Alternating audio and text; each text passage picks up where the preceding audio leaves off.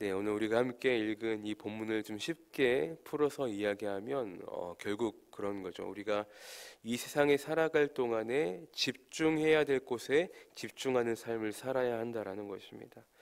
우리가 신앙생활을 하면서 우리의 본질 되시는 하나님께 우리가 온전히 집중하는 삶을 살아야 되는데, 우리가 머리로는 알지만 이 여전히 비본질적인 것들로 인해 하나님의 영광을 가리우고, 그리고 보여지는 율법의 행위를 더 신경 쓰는 우리의 모습에서 우리가 벗어나서 우리가 바라보고 우리가 집중해야 될 신앙의 본질 되시는 하나님께 온전히 집중하는 신앙생활이 되어야 한다라는 것입니다. 사람들은 여전히 보여지는 것이 너무나 중요해요. 그래서 남들이 나를 어떻게 바라볼까? 남들이 나를 어떻게 신경 쓸까? 어떻게 나를 판단할까? 평가할까? 이런 것에 더 많은 신경을 쓰고 살아간다라는 것이죠. 제가 20대 초반 시절에 서울에서 혼자 자취를 하면서 반지하 원룸에서 지낸 적이 있었는데, 참 아이러니한 것은 그 원룸촌 건물들은 하나같이 다 오래된 건물, 낡은 건물들이었습니다. 그런데 더 아이러니한 것은 그 원룸촌에 주차된 차량들은 하나같이 좋은 차들로 가득했습니다. 외제 차량, 고급 세단, 승용차, 스포츠카 등등 너무나 좋은 차들이 그 원룸촌에 주차가 되어 있었습니다. 물론 작은 일부분이지만 여전히 사람들은요, 보여지지 않는 부분보다 여전히 보이는 부분에 더 많은 투자를 하고 살아간다라는 것이죠. 하지만 신앙생활은 철저히 그 반대가 되어야 합니다.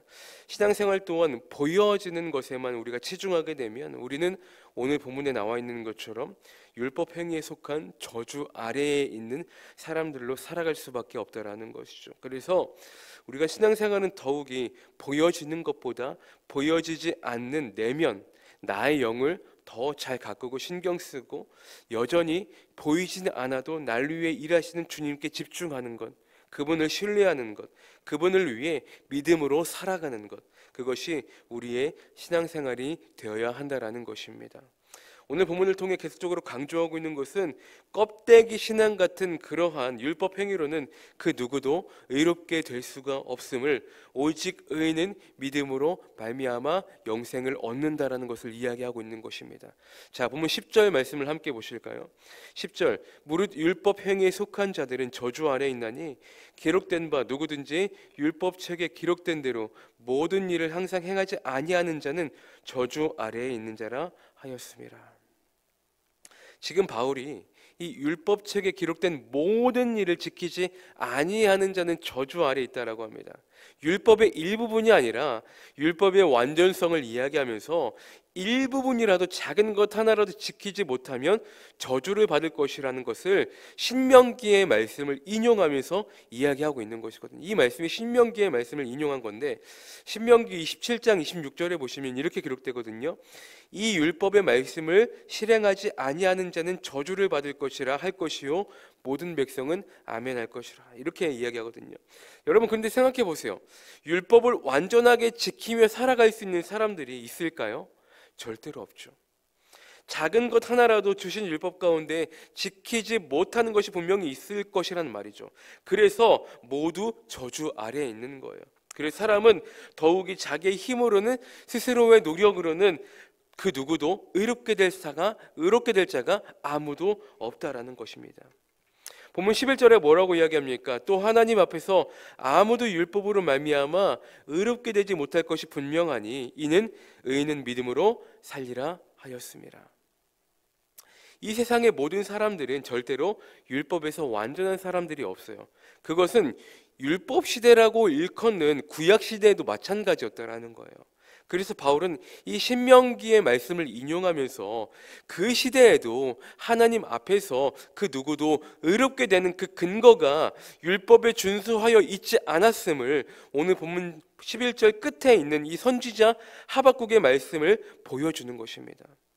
11절 끝에 뭐라고 이야기합니까? 의인은 믿음으로 살리라 하였습니다. 하박국 2장 4절에 하박국 선지자가 분명히 기록하거든요. 이렇게 기록됩니다. 보라, 그의 마음은 교만하며 그 속에서 정직하지 못하나 의인은 그의 믿음으로 말미암아 살리라. 구약시대 하박국 선지자가 이렇게 기록해 놓은 거예요. 그래서 12절에 말하잖아요. 율법은 믿음에서 나는 것이 아니다. 율법을 행하는 자는 다 그 가운데서 살게 될 것이다. 무슨 말입니까?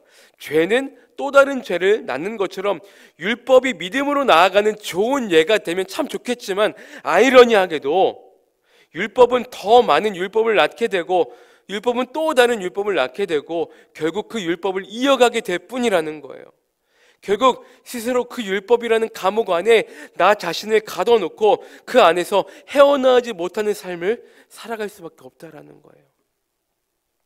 유대인들이, 율법주의자들이 여러분 가르친 것과 완전히 반대로 율법은 사람을 의롭게 할 수가 없고 정죄만 있을 뿐인데, 이런 사람이 자기 노력으로 하나님께 의롭게 될 수 있다는 그들의 주장이 다 틀렸음을 바울은 지금 이야기해주고 있는 것입니다. 분명히 하나님께서는 신명기를 통해 약속하셨거든요. 신명기 11장 26절에서 28절을 보시면, 내가 오늘 복과 저주를 너희 앞에 둘 건데 너희에게 명하는 명령을 지키면 복이 될 것이고, 명령에 불복종하면 다른 신들을 따르면 저주를 받으리라, 이렇게 기록되고 있거든요. 그런데 사람들은 결국 율법에 순종하지 아니하고 하나님을 멀리하고 우상을 숭배하고 결국 그 말씀대로 저주의 대상이 되어버리기만 합니다. 그런데 그 저주를 누가 끊어주신 것입니까? 예수 그리스도. 13절 보세요. 그리스도께서 우리를 위하여 저주를 받은 바 되사 율법의 저주에서 우리를 속량하였으니 기록된 바 나무에 달린 자마다 저주 아래에 있는 자라 하였습니다. 쉽게 얘기해서 죽을 수밖에 없던 완전히 실패한 우리의 인생 가운데 주님께서 찾아오셔서 주님께서 우리 대신 다 짊어지시고 주님의 것 삼아주셔서 우리를 구원해 주셨다라는 거예요. 그리고 13절 끝에 보시면 나무에 달린 자마다 저주 아래에 있는 자라 하였습니다, 이렇게 기록되잖아요. 그러니까 구약 성경 신명기 21장 23절에 보시면 나무에 달린 자는 모두 저주를 받은 자라, 이렇게 기록되고 있거든요. 그런데 그 예수님이 그 저주의 대상이 되시는 거예요. 그래서 저주를 받은 자가 되셨지만 그러나 십자가를 지심과 동시에 예수님께서 저주를 풀어주셨다는 거죠. 그래서 14절에 보시면 이는 그리스도 예수 안에서 아브라함의 복이 이방인에게 미치게 하고 또 우리로 하여금 믿음으로 말미암아 성령의 약속을 받게 하려 함이라.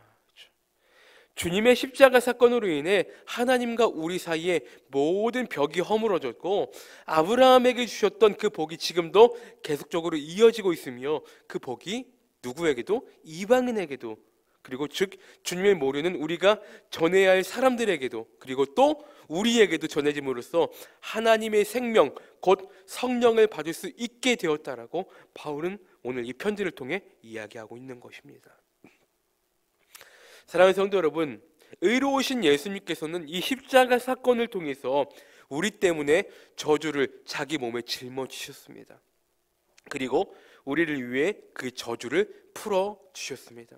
우리는 기억해야 될 것입니다. 우리는 보여지는 신앙의 행위보단 여전히 보이진 않아도 날 위해 일하시고 나를 사랑하시고 나와 함께 하시는 그 주님을 향하는 온전한 믿음으로 살아가시는 저와 여러분의 신앙생활이 되시기를 주님의 이름으로 축복합니다. 그럴 때 우리는 아브라함에 받은 모든 복의 상속자가 될 것이며 우리와 우리의 자녀들, 후손들까지도 하나님의 놀라운 축복을 받아 누리실 수 있을 것입니다. 오늘도 그 주님 앞에 오직 믿음으로 말미암아 살아갈 수 있는 귀하고 복된 우리의 삶이 되시기를 주님의 이름으로 축복합니다. 보여지는 것보단 보이지 않는 내 내면을 가꾸고 내 영을 가꾸고 여전히 보이지 않는 하나님을 믿음으로 믿을 수 있는, 오직 의는 믿음으로 말미암아 함과 같으니라 라는 그 믿음을, 그 말씀을 오늘도 우리가 믿고 나아갈 수 있는 귀하고 복된 하루의 삶이 되시기를 주님의 이름으로 간절히 축원합니다.